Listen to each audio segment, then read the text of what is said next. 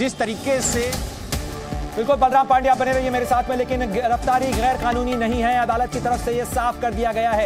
यानी अरविंद केजरीवाल को किसी तरीके की कोई राहत नहीं मिली है। दिल्ली हाईकोर्ट में दरवाजा खटखटाया था अरविंद केजरीवाल ने राहत के लिए, ईडी की गिरफ्तारी के खिलाफ उन्होंने याचिका दाखिल की थी, लेकिन दिल्ली हाईकोर्ट से जस्टिस स्वर्णकांता शर्मा की अदालत से किसी तरीके की राहत अरविंद केजरीवाल को नहीं मिली है और अरविंद केजरीवाल की याचिका खारिज हो चुकी है।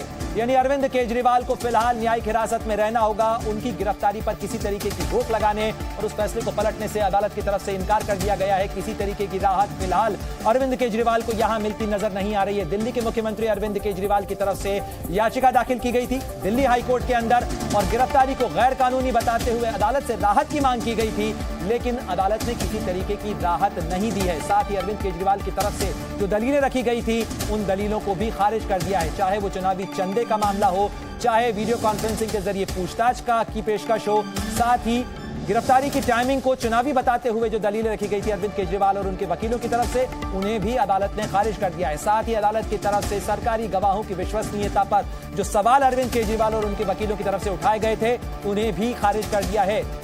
और ईडी को मिली रिमांड सही है, गैर कानूनी नहीं है, यह भी अदालत ने साफ कर दिया है। तो यदि अदालत से दिल्ली हाईकोर्ट के अंदर अरविंद केजरीवाल को किसी तरीके की राहत और रियायत नहीं मिली है।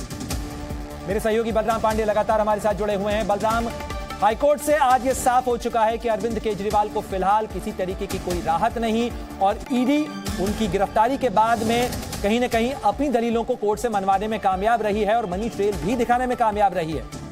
बिल्कुल, देखिए जिस तरीके से अरविंद केजरीवाल को पीएमएलए एक्ट के तहत गिरफ्तार किया गया है उसमें राहत उन्होंने अपनी चुनौती हाई कोर्ट में दी थी, उस पर अब कोर्ट का फैसला आ चुका है। कोर्ट ने उनकी अर्जी को खारिज कर दिया है और कोर्ट ने कहा है कि अरविंद केजरीवाल की गिरफ्तारी गैर कानूनी नहीं है। उन्होंने ये भी कहा कि जो उन्हें रिमांड पर भेजा गया था वो भी गैर कानूनी नहीं है। यानी जो अर्जी बलराम, मैं रोकना चाहूंगा आपको, लेकिन दिल्ली हाईकोर्ट से मेरे सहयोगी अरविंद सिंह भी हमारे साथ जुड़ गए हैं। सीधे अरविंद का रुख करते हैं। अरविंद, जरा ये बताइएगा किन कानूनी आधार के ऊपर जो भी पॉइंटर्स रखे गए थे अरविंद केजरीवाल और उनके वकीलों की तरफ से, उन्हें एक तरीके से अदालत ने खारिज कर दिया है, चाहे वो चुनावी चंदे का मामला हो, चाहे उसकी टाइमिंग का मामला हो गिरफ्तारी की, चाहे गवाहों की विश्वसनीयता हो, उन तमाम मुद्दों को अदालत ने खारिज कर दिया है। बिल्कुल, अरविंद केजरीवाल की तरफ से जो दलीलें रखी गई थी अपनी गिरफ्तारी के खिलाफ, उनको कोर्ट ने खारिज कर दिया है और कोर्ट ने माना कि अरविंद केजरीवाल की गिरफ्तारी गैर कानूनी नहीं है और इस लिहाज से रिमांड पर निचली अदालत के भेजाने का जो आदेश है वो भी गलत नहीं है, वो भी गैर कानूनी नहीं है। कोर्ट ने ये कहा है कि उसका विचार का विषय सिर्फ कानूनी पहलू है। इस मसले को लेकर जो राजनीति हो रही है उसकी बहस में कोर्ट नहीं जाएगा और कोर्ट ने माना है कि ईडी की तरफ से जो तथ्य रखे गए हैं, जो सबूत रखे गए हैं, उसके द्वारा एक चेन स्टेब्लिश होती है कि किस तरीके से पैसा गोवा में चुनाव प्रचार के लिए भेजा गया। कोर्ट ने यहां तक कहा कि इस मामले में हवाला डीलर्स के बयान है, गोवा में जो चुनाव प्रचार में जो लोग लगे थे उनके बयान है, इसके अलावा अप्रूवर के बयान है। ये बयान इस बात की तस्दीक करते हैं कि एक मनी ट्रेल स्टैब्लिश होती है और ऐसे सूरत में जो अरविंद केजरीवाल की गिरफ्तारी है उसे गैर कानूनी नहीं कहा जा सकता।